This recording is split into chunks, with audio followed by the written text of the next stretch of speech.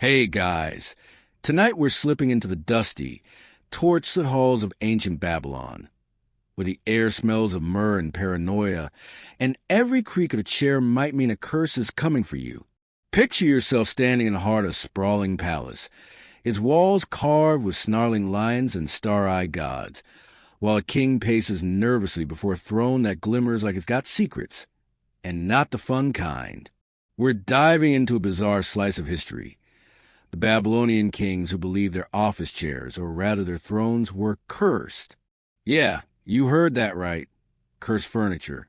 If you think your IKEA desk chair is out to get you, these guys would have had a meltdown in a showroom. Fair warning. Navigating this labyrinth of superstition and royal drama might make you question every seat you've ever trusted. So, before you get comfortable, take a moment to like the video and subscribe, but only if you genuinely enjoy what I do here. Drop a comment with your city and local time. I'm curious where you're drifting off from tonight.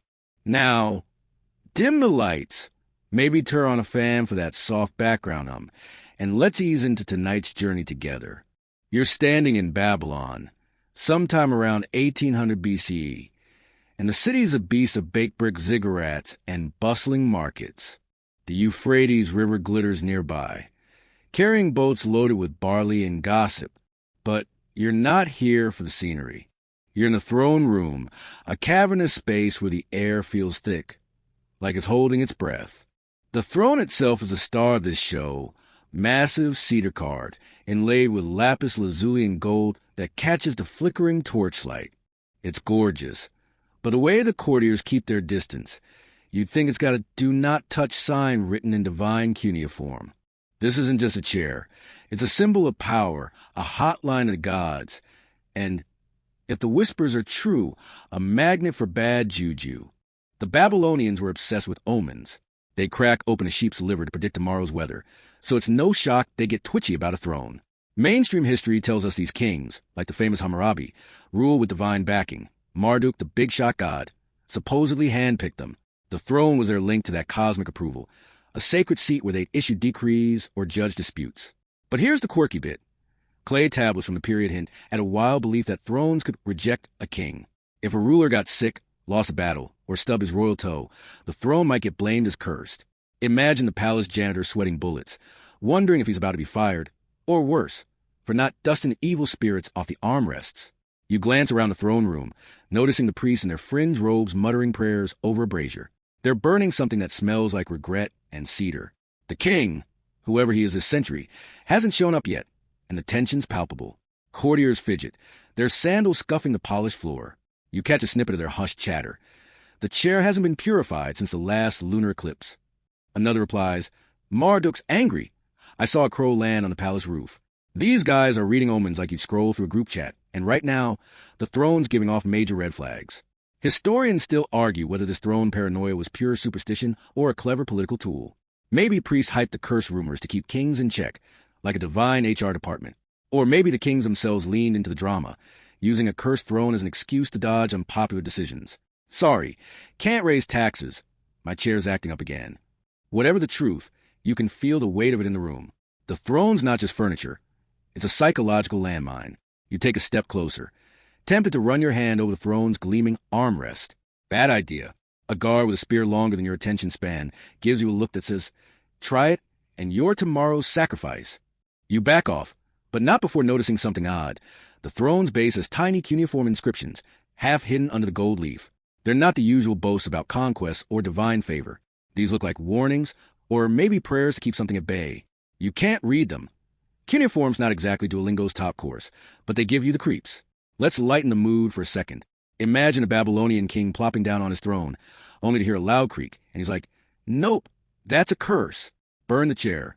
His advisors probably had to talk him out of torching the palace weekly. But seriously, this belief in cursed thrones wasn't just a royal quirk. It shaped how Babylon's elite navigated power. Every new king had to sit on that thing, knowing the last guy might have left behind some cosmic bad luck. Talk about performance anxiety. You're starting to get why the throne room feels like a stage for a tragedy. The king's absence is telling. Maybe he's off consulting an astrologer or sacrificing a goat to appease the chair's bad vibes. You notice a servant scurrying past with a tray of clay tablets, probably reports of omens or inventories of throne-purifying incense. The Babylonians didn't mess around with their rituals. They'd spend fortunes on priests and offerings just to keep the throne clean. And yet, the curse rumors never died. Every dynasty, every king, had to face the same question. Is this seat my destiny or my doom? As you linger, the torchlight seems to dim, or maybe that's just the weight of the room pressing in. The throne sits there, silent but loud with meaning. You're not sure if it's cursed, but you wouldn't bet your life on sitting in it. Not yet.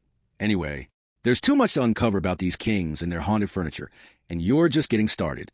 You're still in Babylon's throne room, the air heavy with incense and unease, the throne looming like it's daring someone to sit in it. The torchlight flickers, casting shadows that twist across the lapis-inlaid walls, and you can't shake the feeling that this chair's got a reputation. You're not alone in that thought. The kings of Babylon, rulers of one of the ancient world's mightiest empires, were straight up terrified of their own thrones. Not because of bad ergonomics, though you're betting cedar splinters were no joke. No, these guys believed their seats of power could channel divine wrath or cosmic curses, and you're about to see why that fear gripped them so tightly. You take a cautious step closer to the throne, the guard's glares keeping you at a respectful distance. The chair's massive, its backrest carved with wing bulls that look ready to charge. You notice the armrests are worn smooth, not just from use, but from nervous hands gripping them over centuries. Every king who sat here, from the Amorite dynasties to the later Chaldean rulers, knew the stories. If the gods were displeased, the throne could turn on you faster than a chariot in a street race. And in Babylon, divine displeasure was the ultimate pink slip. Let's ground this in a solid historical fact. Babylonian kings were seen as intermediaries between the gods and the people. Texts like the Enuma Elish, their creation epic, make it clear that Marduk, the patron god, granted kings their authority. The throne was a physical proof of that contract, a sacred hotspot where heaven and earth high-fived. But here's the quirky twist.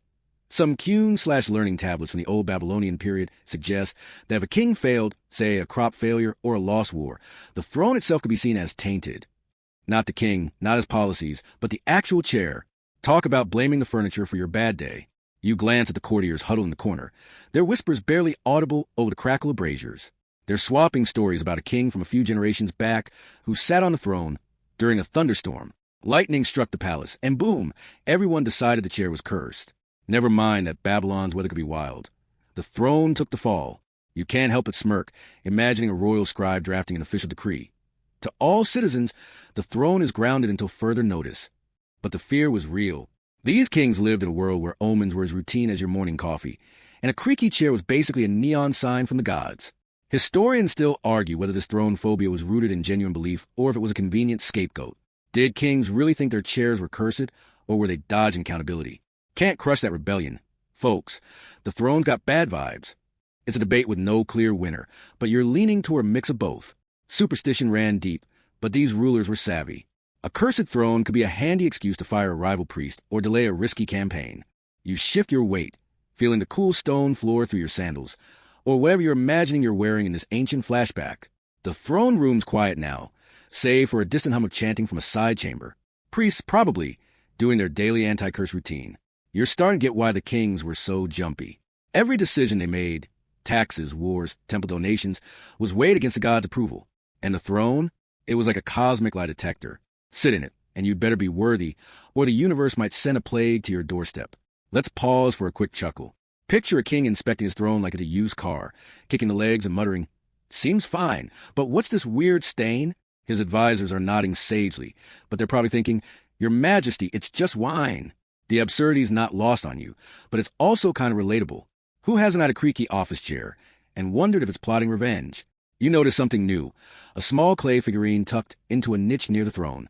It's a crude thing, shaped like a lion with a human face, and it's got a vibe that says protection charm. These were common in Babylonian palaces, amulets to ward off evil spirits. The quirky tidbit here is that some texts mention throne guardians. Specific spirits assigned keep the chair's curses in check. If the king had a bad dream or a priest saw a funky star alignment, they'd double down on these charms, like spiritual antivirus software. You can almost hear the head priest pitching it. "Sire, one more lion figurine, and we're curse-proof." Pinky swear. The throne shadow stretches across the floor, and you're struck by how much it dominates the room. It's not just a chair, it's a psychological anchor. Every king had to face it, knowing the last guy might have left behind some divine baggage. You're starting to feel the weight of that yourself, and you're just a tourist in this story. Imagine being the ruler. Your every move scrutinized by priests, advisors, and a population that believes the gods of one bad throne sit away from smiting everyone. You take a step back, the torchlight catching the throne's gold inlays. They glitter, but not in a friendly way. You're not sure if it's the incense or the stories, but the room feels colder now.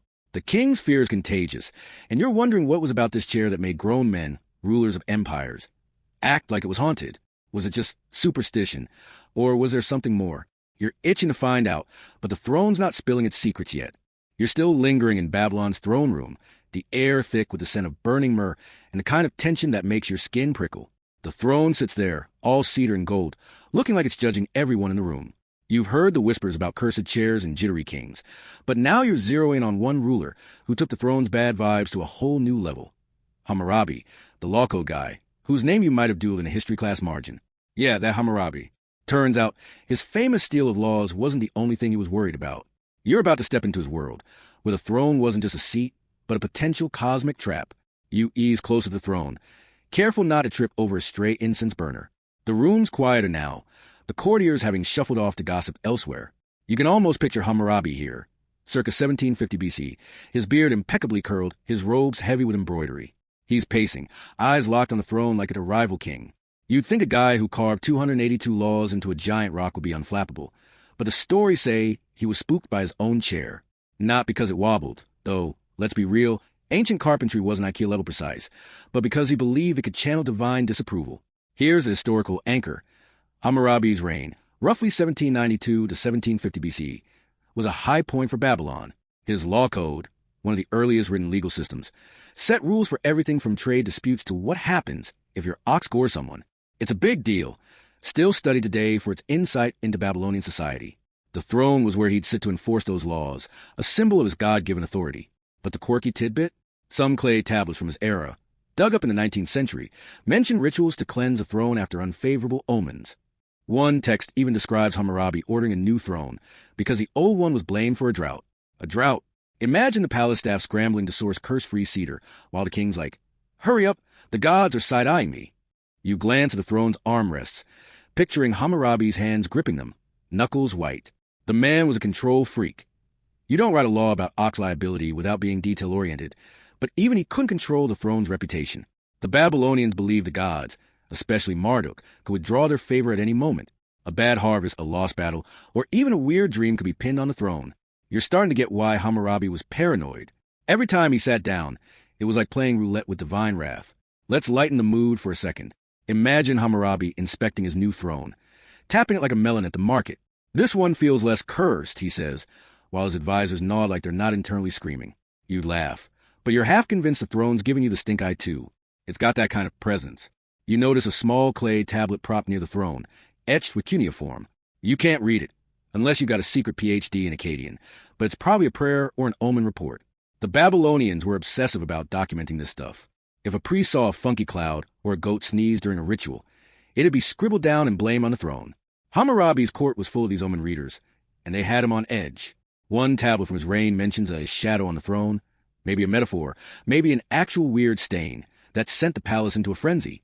They burned incense, chanted for days, and still didn't trust the chair. Historians still argue whether Hammurabi's throne obsession was genuine fear or political ploy. Was he really scared of a curse chair? Or was he using the curse rumors to keep his priests and rivals in line? A superstitious king could lean on divine omens to justify tough calls, like, say, executing a disloyal governor.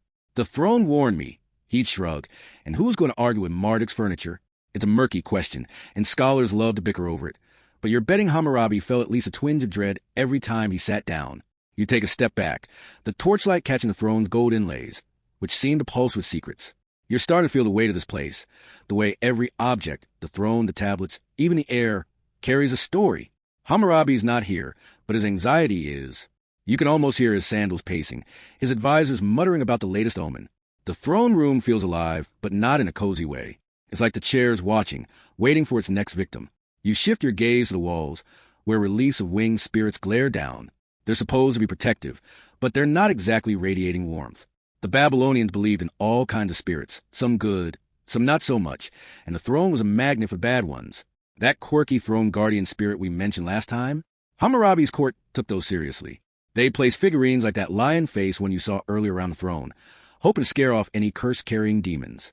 It's charming in a we tried kind of way, but you're not sure it worked. The throne still feels like it's got an attitude. Let's toss in another quick joke to keep things breezy. Picture Hammurabi's head priest, all serious, waving a feather over the throne to purify it, and the king's like, "Did you check for termites?" Those could be cursed too. The priest probably aged 10 years on the spot. But honestly, you're starting to sympathize with Hammurabi. Running an empire is hard enough without your office chair plotting against you. You're itching to know more about how this throne paranoia played out. Was it just Hammurabi, or did every king deal with this? The throne's not talking, but the stories are piling up. You notice a faint scratch on the throne's leg, barely visible under the polish. Could be nothing, or could be a mark from some long-forgotten ritual. Either way, it's a reminder that this chair's seen things, kings, curses, and probably a lot of awkward royal meetings. You're not ready to sit in it, but you're definitely hooked on its secrets. You're still in the heart of Babylon's throne room, the air swirling with a faint tang of burnt offerings and the kind of quiet that feels like it's hiding something. The throne looms before you, its gold and cedar gleaming under the torchlight, but it's not inviting. You're starting to understand why the kings, even the mighty ones like Hammurabi, got the heebie-jeebies just looking at it. Now, you're diving deeper into palace's inner workings, where priests held the keys to keeping the throne's curses at bay, or so they claimed. You're about to witness the wild rituals they perform to cleanse this chair of its cosmic bad vibes, and trust me, it's weirder than you'd expect. You take a step toward the throne, but a sharp call from a nearby guard stops you cold. His spear's tip catches the light, a not-so-subtle reminder to keep your distance. Fine, you'll just observe. The room's emptier now, save for a trio of priests shuffling in from a side door. They're draped in fringe robes, their faces grim as they carry clay bowls and bundles of herbs. One's got a censer swinging, trailing smoke that smells like sage and desperation. This isn't a casual spring cleaning. It's a full-on spiritual smackdown against whatever's haunting the throne. Let's anchor this in history. Babylonian religion was a complex system, with priests acting as a go-between for humans and the gods. Temples like the Sagila, dedicated to Marduk, were powerhouses of ritual, and the palace had its own sacred staff. These priests weren't just chanting for fun. They were responsible for keeping the king and his throne on the god's good side. If the throne was tainted, it could spell disaster for the whole kingdom. Now, the quirky bit. Some cuneiform texts describe throne-cleansing rituals involving bizarre ingredients, like crushed river pebbles or the blood of a black rooster. One text even mentions wrapping the throne in a sacred cloth woven by virgins during a new moon. Overkill? Maybe, but these priests weren't taking chances. You watch as a head priest, a wiry guy with a beard that could double as a broom, steps forward. He's muttering in Akkadian, his voice low and rhythmic, like he's trying to lull the throne to sleep. He sprinkles something from his bowl, looks like ash or ground-up shells, onto the throne's base. The other priests join in, circling the chair like it's a wild animal they're trying to tame. You catch a whiff of the censer's smoke, and it's not exactly aromatherapy. It's sharp, almost metallic, and you're pretty sure it's not on a Yankee Candle lineup. The priests' movements are precise, like they've done this 1,000 times. One pours a thin stream of oil over the throne's armrests, while another waves a bundle of reeds, chanting louder now. You're half expecting them to break into a dance routine, but they're deadly serious. The throne's supposed to be a conduit to the divine, but right now, it's being treated like a biohazard. You can't help but wonder if the gods are up there, sipping celestial wine and laughing at the fuss. Historians still argue whether these rituals were pure theater, or if the priests genuinely believed the throne could be cursed. Some say it was a power play, priests flexing their influence over the king by controlling the throne's purity. Others argue the fear was real, rooted in a worldview where every object could harbor spirits. You're leaning toward the latter, mostly because the priests' faces look like they're one bad omen away from a nervous breakdown. Either way, these rituals were a big deal, and skipping them wasn't an option. Let's toss in a quick laugh to keep things light. Imagine the head priest slipping on some spilled oil mid-ritual, flailing to keep his dignity while the other priests pretend not to notice. "Curse the throne, not my balance," he'd hiss. You'd giggle, but the throne's got that eerie glow again, and you're not sure it's on the joke. You notice a small clay figurine near the throne's base, like the lion face one from before, but this one's got wings and a creepy smile. It's another throne guardian, meant to scare off evil spirits. The quirky tidbit here is that some rituals involve feeding these figurines with offerings, like tiny bowls of barley or honey. The priests believed the guardians needed strength to fight the throne's curses. It's adorable in a spooky way, like leaving cookies for a demon instead of Santa. The priests are wrapping up now, their chants fading into a soft hum. The head priest steps back, wiping sweat from his brow, and gives the throne a long, wary look. You're not sure if they banished the curse or just annoyed it, but the room feels a little lighter. Or maybe that's just the smoke clearing. You glance at the throne, and for a second, it looks normal, just a fancy chair. But then the torchlight shifts, and those carved bulls on the backrest seem to glare right at you. Nope, still creepy. You're starting to see why the kings relied so heavily on these priests. Running an empire was one thing, but sitting on a throne that might smite you? That's next-level stress. You remember Hammurabi's throne paranoia from last time, and now it makes sense. If he was watching rituals like this, no wonder he was twitchy. The priests were basically the throne's babysitters, and they weren't cheap. The palace spent a fortune on incense, oils, and those fancy cloths, all to keep the chair from going rogue. Let's pause for another chuckle. Picture a priest forgetting his lines mid-ritual, stammering while the others glare like, "Dude, you had one job." The throne probably didn't care, but the king's blood pressure sure did. You're grinning. But the throne's shadow is stretching across the floor, and it's hard to shake the feeling that it's listening. You take a step back, the stone floor cool under your feet. The priests are gone now, their bowls and censers tucked away, but the throne's still the star of the show. You're curious about what happens next. Did these rituals work, or did the kings keep sweating every time they sat down? The throne's not giving up its secrets, but you're hooked on finding out more. You're back in Babylon's throne room, the echo of priestly chants still lingering like a half-forgotten dream. The throne sits there, all gold and menace, its carved bulls staring you down as if you owe them money. You've seen how the priests battled its supposed curses with incense and rooster blood, but now you're zeroing in on one of Babylon's biggest names. Nebuchadnezzar II, the guy who built the Hanging Gardens and probably had a few choice words for his interior decorator. This king wasn't just dodging Persian invaders or flexing his empire. He was wrestling with the same throne room jitters that plague his predecessors. You're about to follow his saga, where the cursed chair was less a seat and more a divine booby trap. You inch closer to the throne, the torchlight flickering across its polished cedar. The room's quiet now, save for the distant drip of water from some unseen fountain. You can almost see Nebuchadnezzar here, around 600 BC, his crown heavy, his eyes darting to the throne like it's a rival he can't quite trust. He's a legend, conqueror, builder, dreamer of weird biblical visions. But even he wasn't immune to the throne's bad rap. The air feels charged, like the chair's daring him to sit down and roll the dice with the gods. Let's root this in history. Nebuchadnezzar II, who ruled from 605 to 562 BCE, was a Neo-Babylonian empire's golden boy. He rebuilt Babylon into a jaw-dropping metropolis, with the Ishtar Gate's blue-glazed lions and those maybe mythical hanging gardens. His throne was the nerve center of his power, where he'd meet envoys or issue decrees. But here's the quirky twist. Cuneiform records from his reign hint at throne-related freakouts. One tablet describes a dark omen tied to the throne after a lunar eclipse, prompting Nebuchadnezzar to order a week-long purification ritual. Another mentions him refusing to sit for days after a priest claimed the chair wept oil. Probably just a leak, but try telling that to a guy who sees omens in his breakfast barley. You picture Nebuchadnezzar pacing, his sandals slapping the stone floor. He's not the nervous type.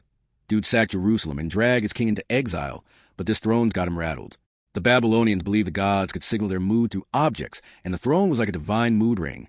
If it creaked, glistened weirdly, or, say, got struck by lightning, it was bad news. You're starting to get why Nebuchadnezzar was on edge. Every time he parked his royal backside, he was betting the gods still had his back. Let's lighten the mood for a sec. Imagine Nebuchadnezzar eyeing the throne like it's a sketchy Tinder date. You look nice, but are you going to ruin my life?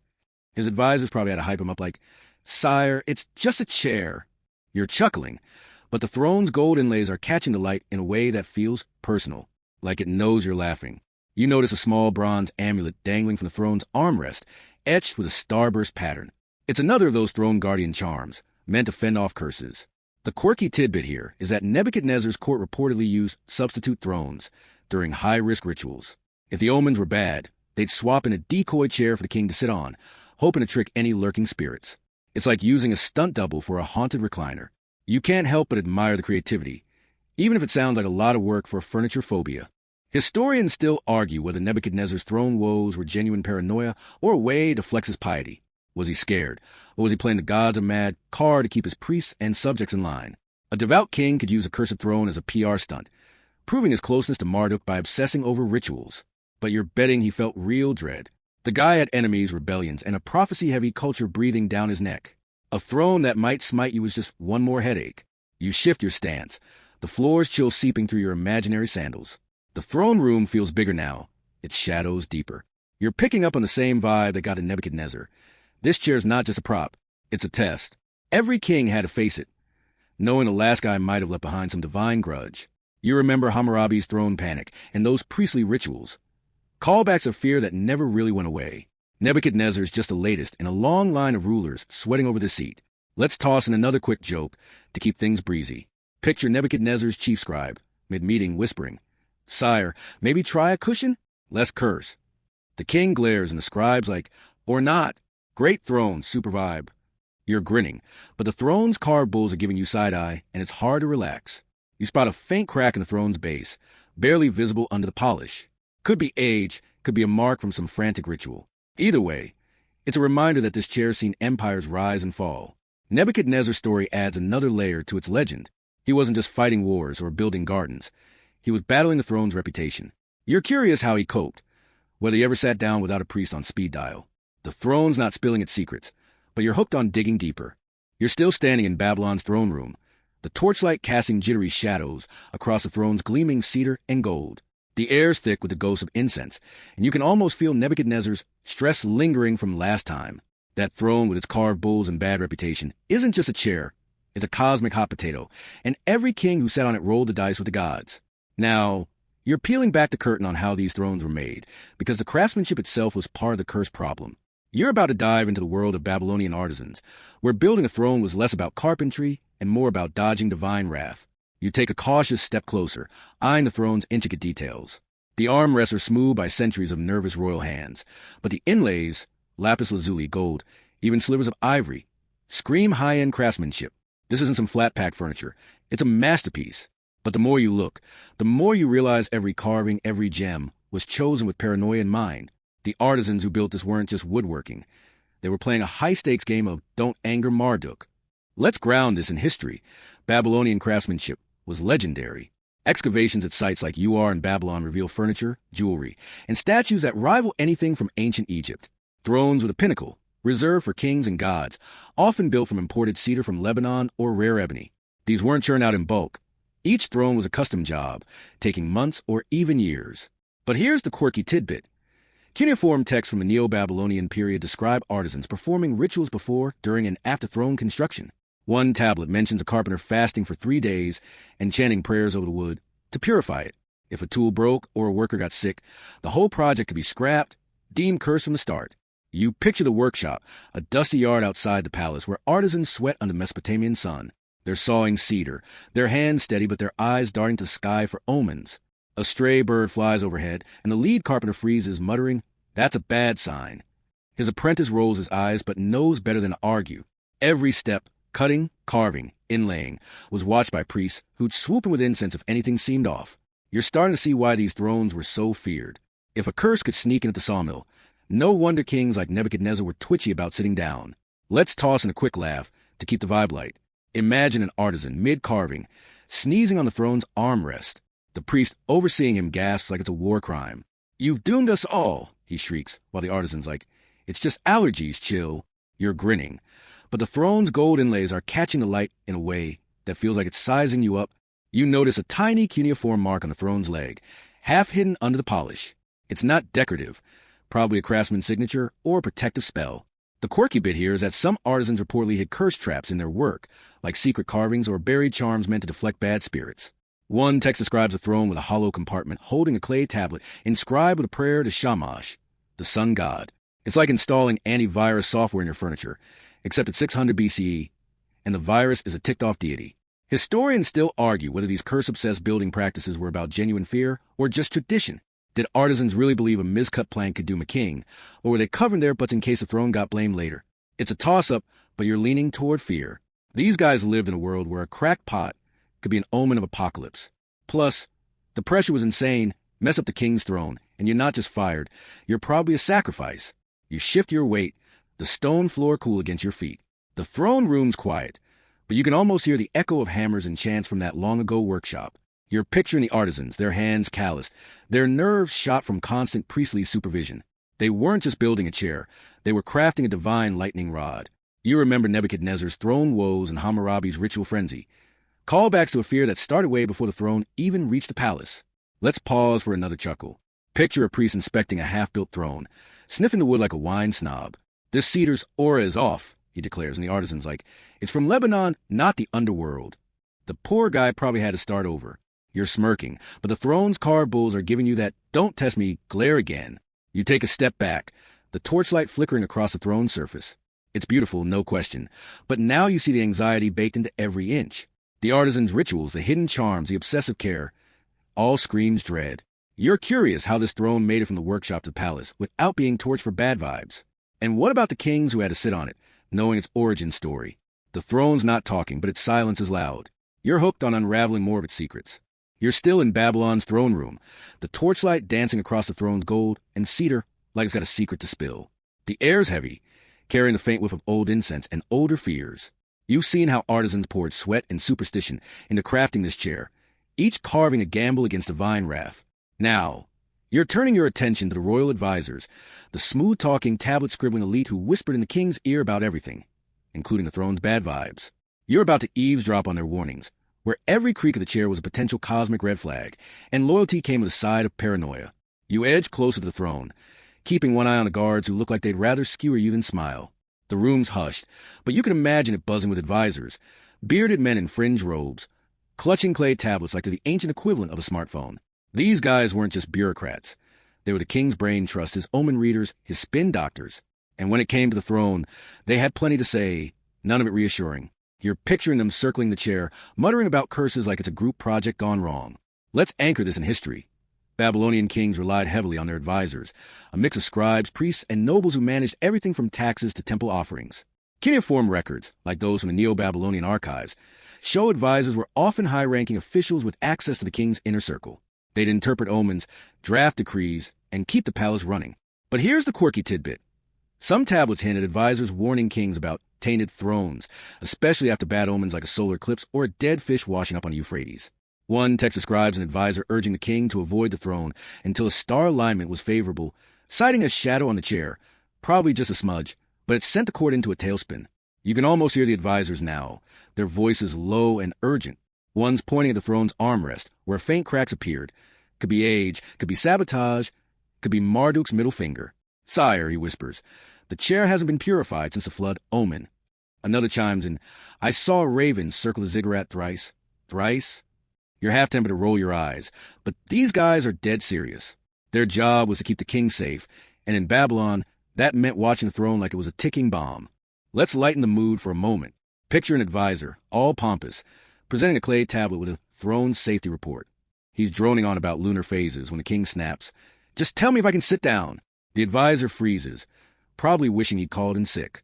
You're chuckling, but the throne's carved bulls are glaring, and you're not sure they're in on the joke. You notice a small clay seal on the floor near the throne, stamped with a crescent moon. It's the kind of thing an advisor might have used to mark an official warning. The quirky bit here is that some advisors reportedly kept throne logs, detailed records of the chair's behavior. If it creaked during a meeting or gleamed oddly under torchlight, they'd note it, cross-reference it with omens, and decide if the king should steer clear. It's like a Fitbit for cursed furniture, tracking every vibe shift.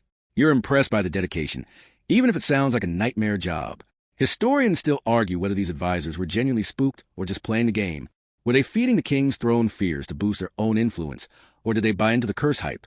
It's a gray area. Advisors had power, control the throne's purity, and you control the king's confidence. But they also live in a world where a bad omen could end their career. You're betting it was a mix, half belief, half politics, all stress. You shift your stance, the stone floor chilly under your feet. The throne room feels smaller now, like the walls are leaning in to listen. You're picturing those advisors, their tablets stacked with warnings, their eyes flicking the throne every time the wind howls outside.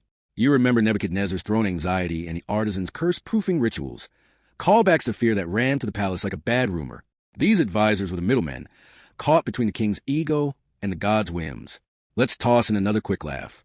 Imagine an advisor tripping over his robe mid-warning, dropping his tablet, and scrambling to pick it up while muttering, "The throne did that." The king's not amused, but you are. Still, the throne shadow is creeping across the floor, and it's hard to shake the feeling it's got opinions. You take a step back, the torchlight catching the throne's gold inlays. They shimmer, but not in a friendly way. You're starting to see why the advisors were so jumpy. Their warnings weren't just about protecting the king.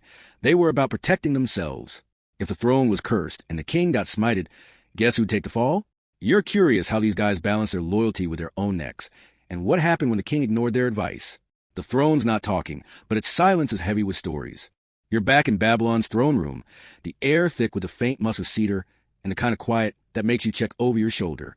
The throne squats there, its gold inlays glinting like it's daring you to stare too long. You've heard the advisors' hush warnings. Their tab was full of throne-related red flags, and you're starting to feel the palace's paranoia creeping into your bones. Now, you're diving into something spookier, the ghostly tale swirling around this throne room. You're about to wander through stories of spectral figures and eerie omens tied to the cursed chair, where every shadow might be more than it seems. You take a cautious step closer, the torchlight flickering across the throne's carved bulls, which look ready to snort fire. The room's empty, or so it seems, but you can't shake the feeling you're not alone. The Babylonians believed spirits lingered in sacred spaces, and this throne room, with its cursed chair, was like a beacon for the supernatural. You're picturing courtiers whispering about ghostly kings or phantom hands brushing the throne's armrests, and the hairs on your neck are standing up. Let's ground this in history. Babylonian religion was packed with beliefs about spirits, from protective Lamassu to vengeful Utaku. Temples and palaces were seen as hotspots for otherworldly activity, and the throne, as the king's link to gods, was especially potent. Cuneiform texts from the Neo-Babylonian period mention rituals to appease restless spirits in royal spaces. But here's the quirky tidbit. Some tablets describe throne-specific hauntings, like a shadow king seen sitting on a chair during a new moon. One record claims a priest heard whispers from the throne itself. Probably just the wind, but try convincing a jumpy core to that. You imagine the scene. It's midnight, the palace dark except for a single brazier's glow. A lone guard, stuck on throne room duty, swears he sees a figure in the chair. A king maybe, but not the current one. His robes are old, his eyes hollow, and when the guard blinks, he's gone. By morning, the story spread, and the priests are burning enough incense to choke a camel. You're not sure if you buy it, but the throne's got a vibe that makes ghost stories feel plausible. Let's lighten the mood for a sec. Picture a nervous scribe, tasked with cataloging throne omens, hearing a creak and yelping, "It's the Shadow King."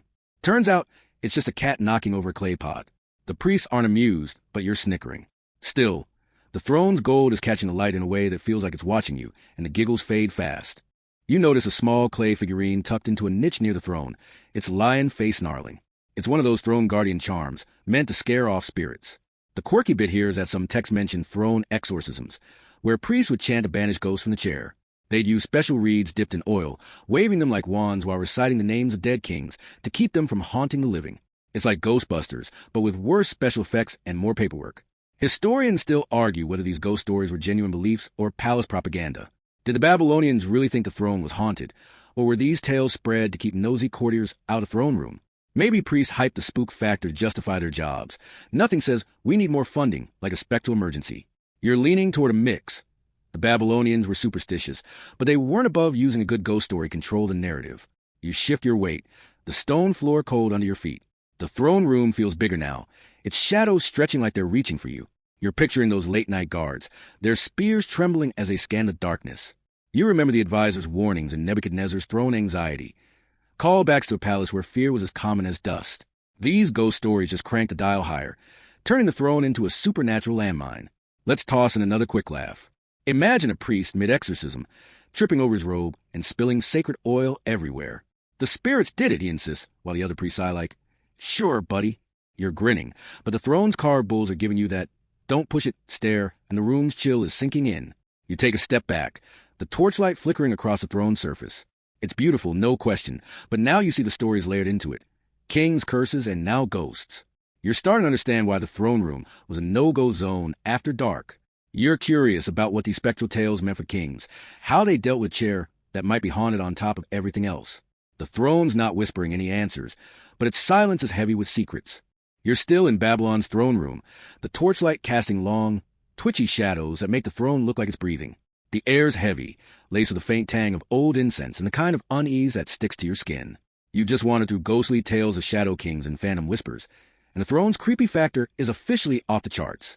Now, you're diving back into Priest's world, where they didn't just tell ghost stories. They rolled up their sleeves and fought the throne's curses head-on. You're about to witness their full-on spiritual cage match with the chair's bad vibes, and it's as intense as it sounds. You take a cautious step closer, the throne's gold inlays glinting like they're sizing you up. The room's quiet, but you can almost hear the echo of frantic chants and clinking ritual tools. The priests with the throne's frontline defense, armed with prayers, oils, and a whole lot of nerve. You're picturing them circling the chair like it's a rabid beast, their robes swishing, their faces set in grim determination. This wasn't a job for the faint-hearted. Mess up, and the king, the palace. Maybe the whole city could pay the price. Let's root this in history. Babylonian priests were the backbone of religious life, managing temples, omens, and royal rituals. Texts like the Enuma, Anu, and Lil, a massive omen collection, show they were obsessed with keeping the gods happy. The throne, as the king's divine hotspot, was a top priority. If it was tainted, it could disrupt the cosmic order, bad news for everyone. Now, the quirky tidbit. Some cuneiform records describe priests using curse-breaking rituals involving bizarre props, like a clay effigy of a demon or a mirror to reflect the curse back to the underworld. One text even mentions a priest sprinkling the throne with water from Euphrates, collected at dawn under a specific star. Talk about extra. You imagine the scene. It's dawn, the throne room lit by a single torch. The head priest, a wiry guy with eyes like a hawk, is chanting so fast you'd think he's rapping. He's holding a clay figure, some creepy demon knockoff, and smashing against the throne's base, shouting to banish whatever's lurking. Another priest waves a mirror, angling it to catch the throne's reflection, while a third pours river water in a slow, deliberate arc. The air smells like wet clay and panic. You're not sure if they're winning, but they're giving it their all. Let's lighten the mood for a second. Picture a junior priest, tasked with holding the mirror, sneezing mid-ritual and dropping it. The head priest glares like he's about to sacrifice the kid himself, muttering, "The curse loves clumsiness." You're chuckling, but the throne's carved bulls are giving you that try-me stare, and the giggles don't last. You notice a small bronze bowl near the throne, etched with cuneiform and stained with what might be oil. It's a ritual tool, probably used to hold that fancy Euphrates water. The quirky bit here is that some priests reportedly spoke to the throne during these rituals, addressing it like a person. They'd listed sins, creaking at the wrong time, say, or rejecting a king, and beg it to chill out.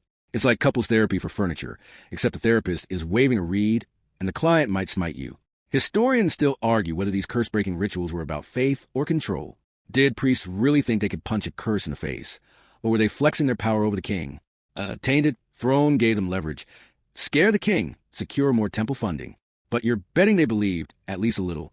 The Babylonians saw spirits everywhere, and a throne this important? It was a curse magnet. You're feeling the weight of that belief now, the way it shaped every move in this room. You shift your stance, the stone floor cold under your feet. The throne room feels tighter, like the walls are holding their breath.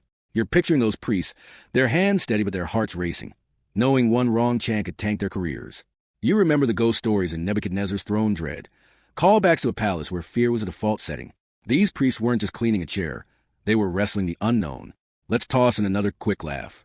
Imagine a priest mid-chant, forgetting the demon's name and improvising, "Bob, evil spirit, get lost." The other priests shoot him death glares, but the throne doesn't seem to care.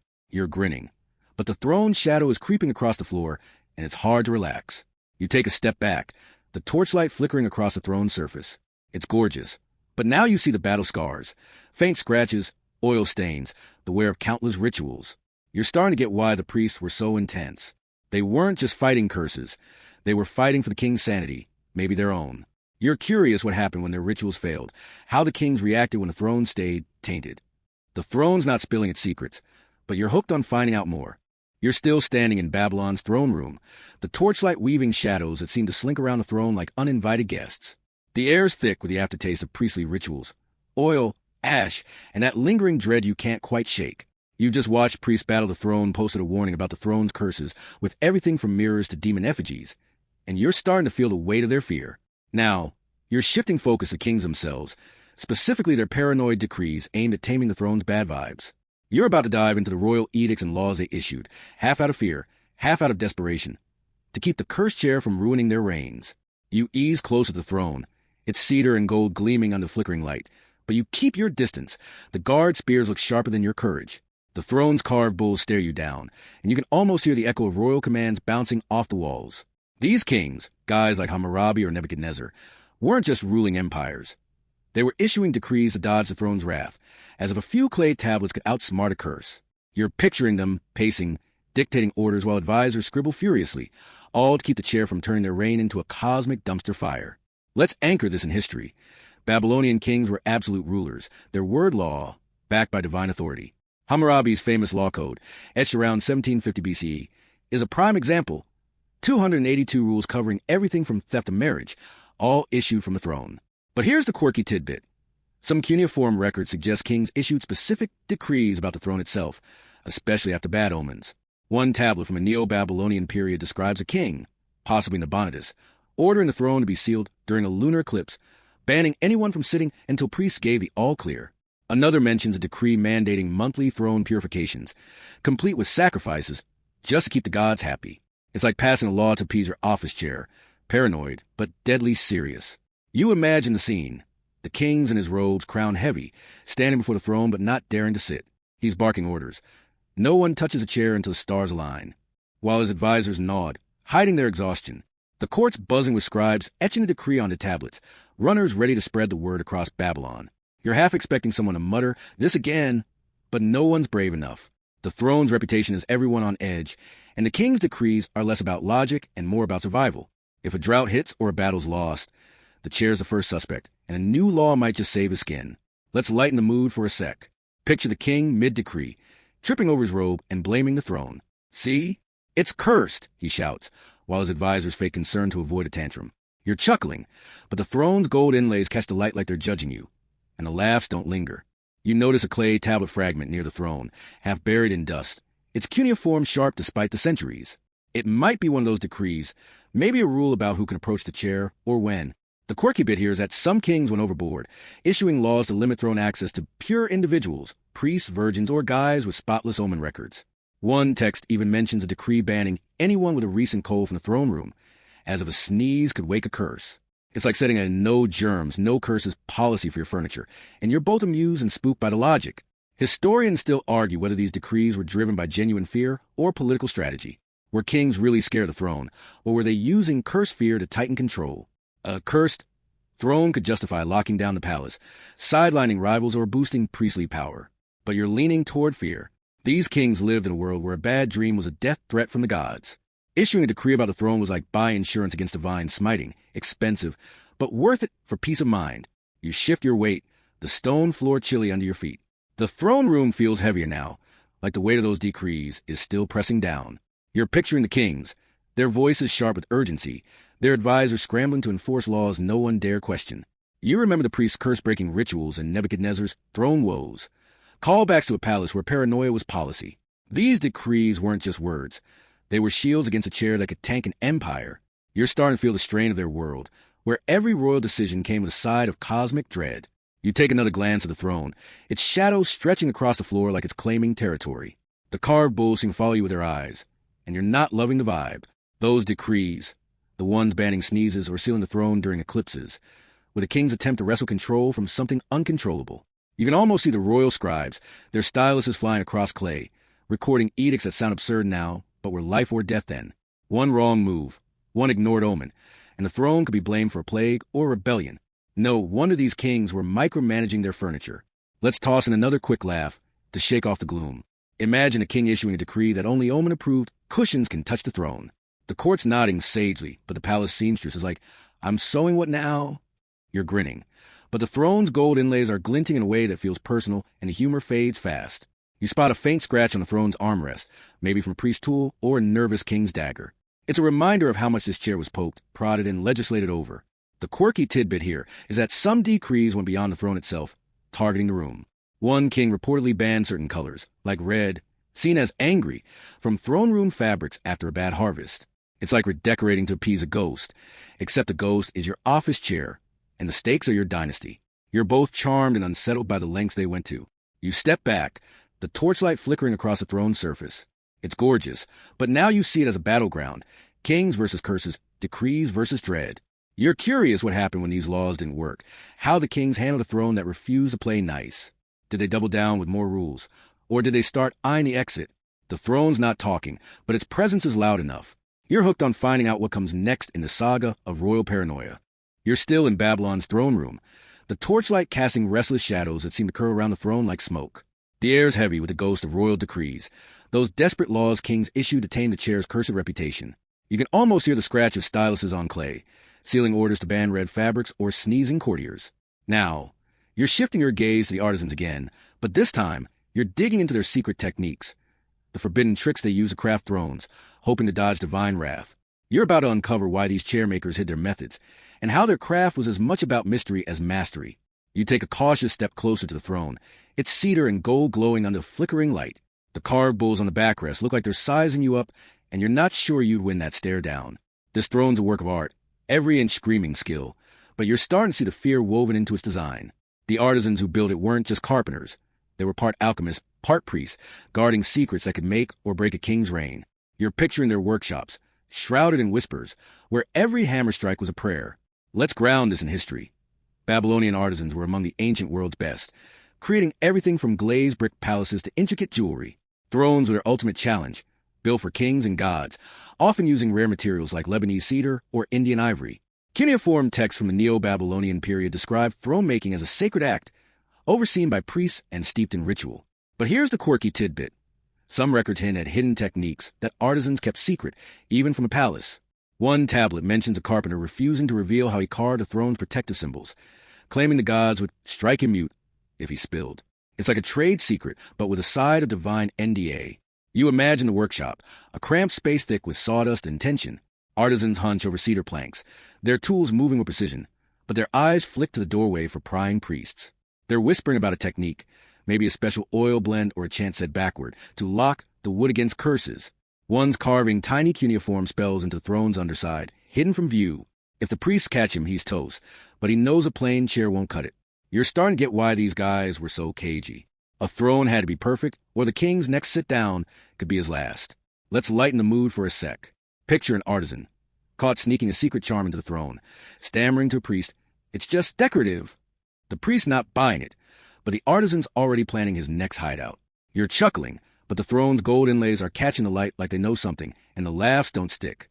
You notice a faint groove on the throne's leg, barely visible under the polish. It's not a flaw, maybe a hidden symbol, etched where no one would look. The quirky bit here is that some artisans reportedly use curse-proof materials, like ebony soaked in sacred water or gold blessed during the solstice. One text describes a throne with a secret compartment for a protective amulet, sealed so tightly even the king didn't know. It's like building a panic room into your furniture, except the panic is a ticked-off god. You're impressed by the ingenuity, even if it reeks of desperation. Historians still argue whether these secret techniques were about genuine belief or professional pride. Did artisans really think a backward chant could stop a curse, or were they protecting their craft's mystique? A secret method could boost their rep and their paycheck, while keeping rivals at bay. But you're leaning toward belief. These guys lived in a world where a cracked plank could be an omen of doom. Hiding a spell in the throne was like slipping a lucky charm into your pocket before a big meeting.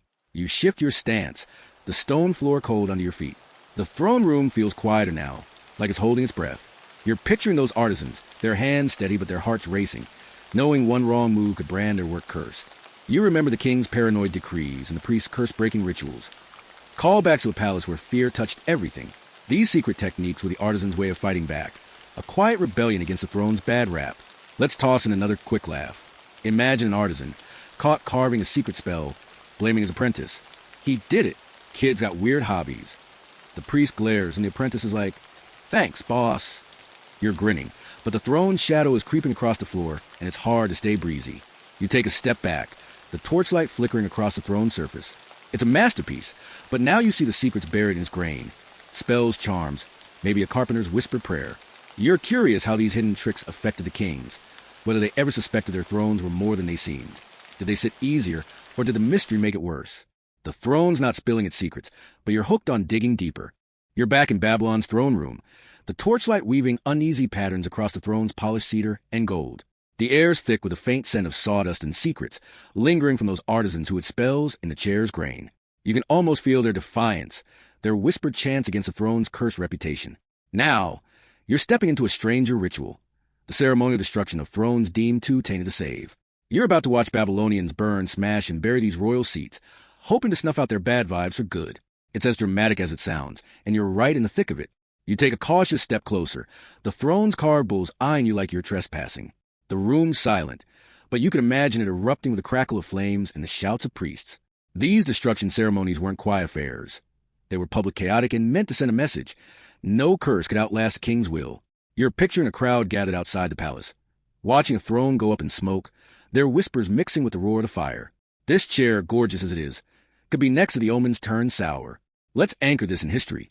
Babylonian society was deeply ritualistic, with ceremony for everything from harvest to wars. Cuneiform texts, like those from the Neo-Babylonian archives, describe rituals to neutralize sacred objects that had lost divine favor. Thrones, as symbols of royal and divine power, were prime candidates. But here's the quirky tidbit. Some records detail throne destruction as a spectacle with specific rules. One tablet describes a throne being burned on a bed of sacred reeds, its ashes buried under a ziggurat to trap the curse. Another mentions smash a throne with a bronze hammer blessed by Shamash, the sun god. It's like a demolition derby for haunted furniture, and the stakes were sky high. You imagine the scene. It's dusk, the palace courtyard packed with nervous courtiers and wide-eyed citizens. Priests in fringe robes circle a doomed throne. Not this one, but one just like it, chanting in Akkadian. One's waving a censer, the smoke curling like a warning. Another raises a bronze hammer, its head etched with divine symbols, and brings it down hard. The throne splinters, gold inlays flying, and the crowd gasps. Then the fire starts, reeds crackling as the chair burns, its curse supposedly burning with it. You're not sure if it's the heat or the drama, but your pulse is racing. Let's lighten the mood for a moment. Picture a priest mid-ceremony, swinging a hammer and missing, clonking his own foot instead. The crowd silent, but you're betting someone stifling a laugh as he limps away, muttering about curse interference. You're grinning, but the throne's shadow is stretching across the floor, and it's hard to stay lighthearted. You notice a faint burn mark on the stone near the throne, barely visible under the dust. It could be nothing, or it could be a scar from one of these rituals. The quirky bit here is that some destruction ceremonies involve sacrificing a decoy throne first, to test if the gods were still mad. If the fake chair burned cleanly, no weird smoke or bad omens, the real throne might be spared. It's like sending a stunt double to fight a dragon, hoping the dragon's too distracted to notice. You're both amused and spooked by the logic. Historians still argue whether these destruction rituals were about genuine fear or public relations. Were kings really convinced the throne was cursed, or were they staging these bonfires to flex their power and appease a superstitious crowd? A dramatic throne burning could rally support, silence critics, or shift blame for a bad harvest. But you're leaning toward fear. These kings lived in a world where a cracked cup could signal doom. Torching a throne was a last-ditch effort to hit the reset button on divine wrath. You shift your weight, the stone floor cold under your feet. The throne room feels heavier now, like the ghosts of burned chairs are lingering.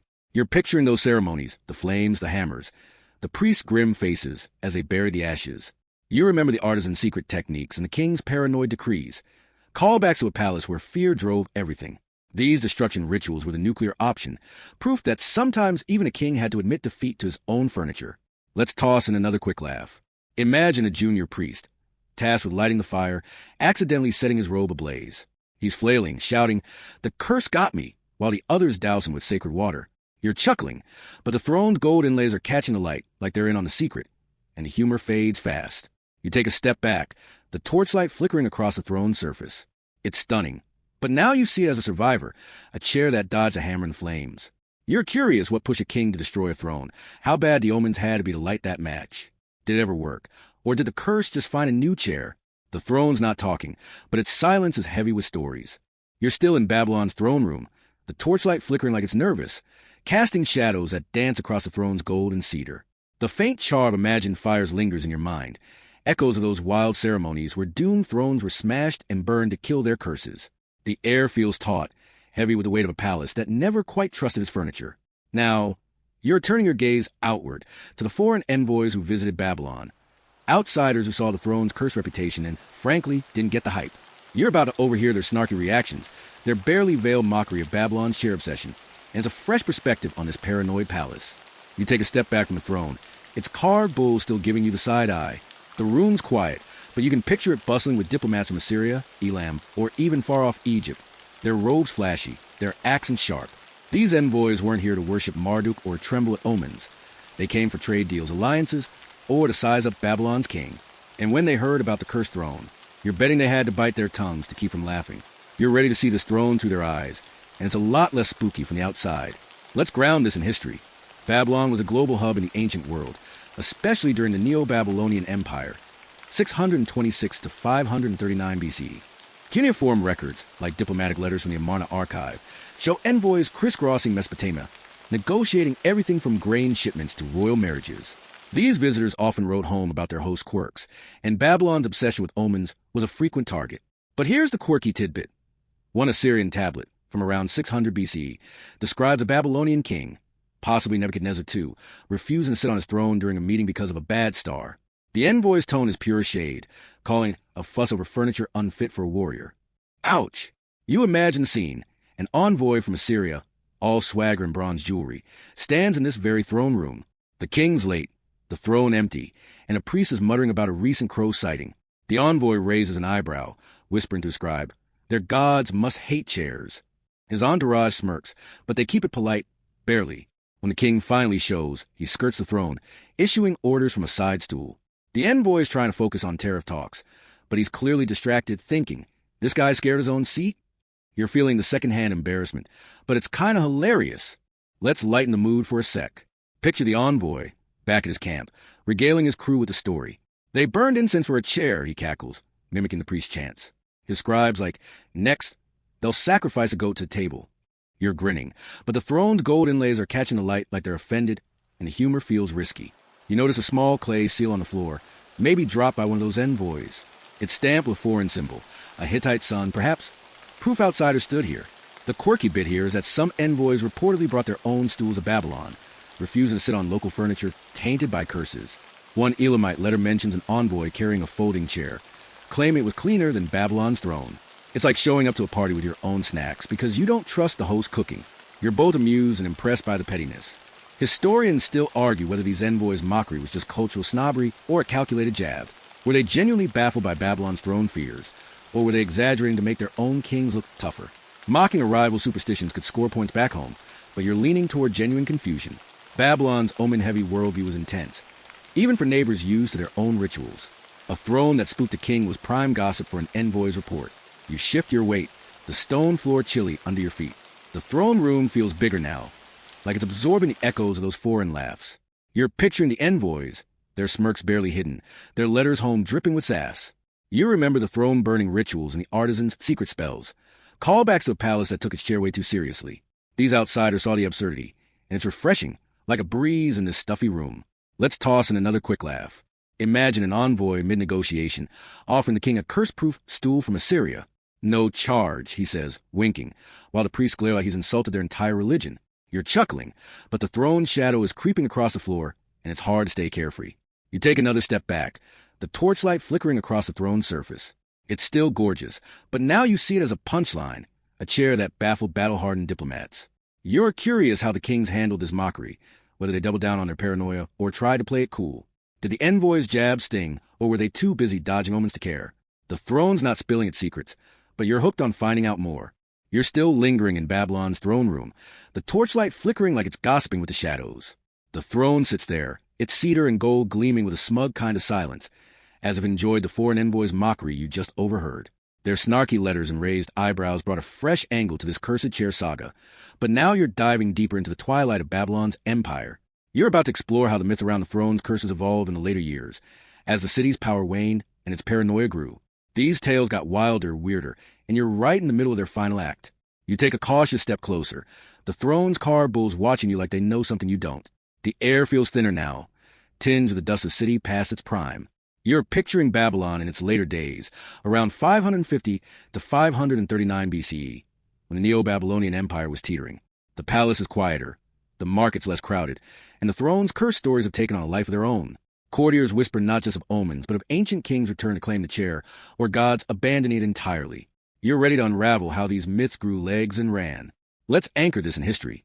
The Neo-Babylonian Empire, peaking under Nebuchadnezzar II, began to falter after his death in 562 BC. By the time Cyrus the Great of Persia conquered Babylon in 539 BCE, the city's glory was fading.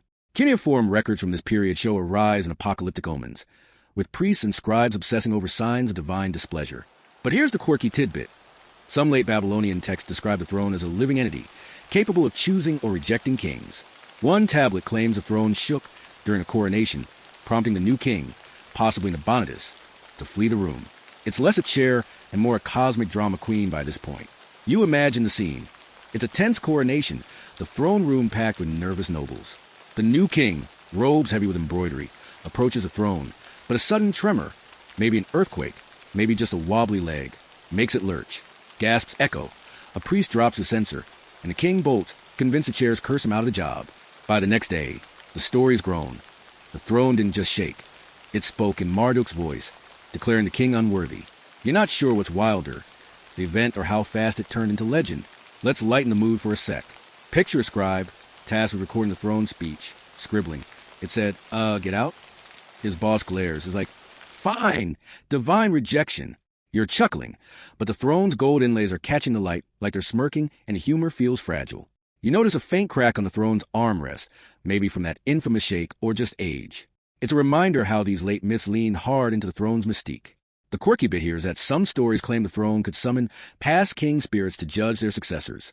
Priests would hold nighttime vigils, watching for ghostly figures in the chair, ready to report any flicker as proof of divine veto. It's like a haunted job interview, with the throne as the ultimate HR nightmare. You're both amused and creeped out by the escalation. Historians still argue whether these late myths were born of genuine fear or a desperate attempt to cling to power. Were Babylonians so spooked by their fading empire that they gave the throne superpowers? Or were priests and scribes hyping the curse to keep control in chaotic times? A living throne could scare off rivals or justify a weak king's failures. You're leaning toward fear. Babylon's decline was a scary time, and a chair that could reject you fit the mood perfectly. You shift your weight, the stone floor cold under your feet. The throne room feels emptier now, like it's mourning its own legends.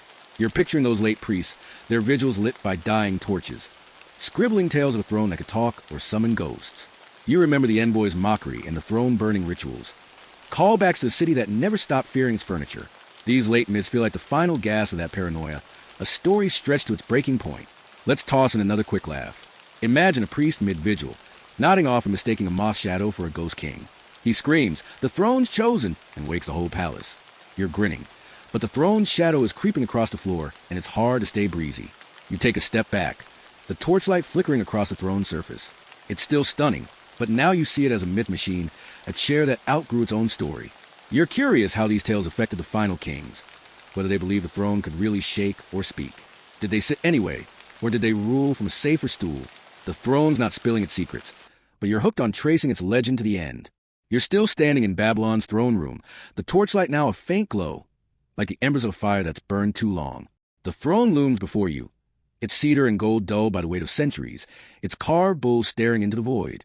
You've traced the evolution of its cursed myths, from shaky coronations to tales of talking chairs, as Babylon's empire crumbled. Now, you're stepping back to reflect on the legacy of this throne obsession, how it shaped the kings, the palace, and the city's place in history. You're about to wrap up this journey, tying together the paranoia, the rituals, and the strange power of a chair that haunted an empire. And then you'll ease into a gentle wind down to send you drifting off. You take a final step closer to the throne, the air soft and heavy, like a sigh. The room feels quieter now, almost reverent, as if it knows the story's reaching its end. You're picturing the generations of kings, Hammurabi, Nebuchadnezzar, and Nabonidus, who faced this chair, each one grappling with its reputation. It wasn't just a seat. It was a mirror of their fears, a test of their divine right to rule. You're ready to look at what this throne left behind, how its cursed stories echo beyond Babylon's walls. Let's ground this in history. Babylon was a titan of the ancient world, its influence stretching from the Euphrates to the pages of modern textbooks. The throne, as the heart of royal power, was central to its identity, a symbol of divine favor documented in cuneiform archives. But here's the quirky tidbit. The throne's cursed legends outlived the empire itself. Greek historians like Herodotus, writing centuries later, mention Babylonian haunted relics, possibly referencing the throne's bad rap. Even today, museum artifacts, chairs or their fragments, are studied for clues about these myths, keeping the story alive in academic debates and dusty display cases. You imagine the throne room in its final days. After Cyrus the Great's Persians rolled in, 539 BC. The palace is looted. The throne may be carted off or left to rot. But stories lingered, whispered by exiles, traders, even conquerors who half believed the tales. The curse wasn't just a Babylonian quirk. It was a warning about power's fragility. Every king who sat here, from Hammurabi's law-giving days to Nabonidus' shaky coronation, felt that weight.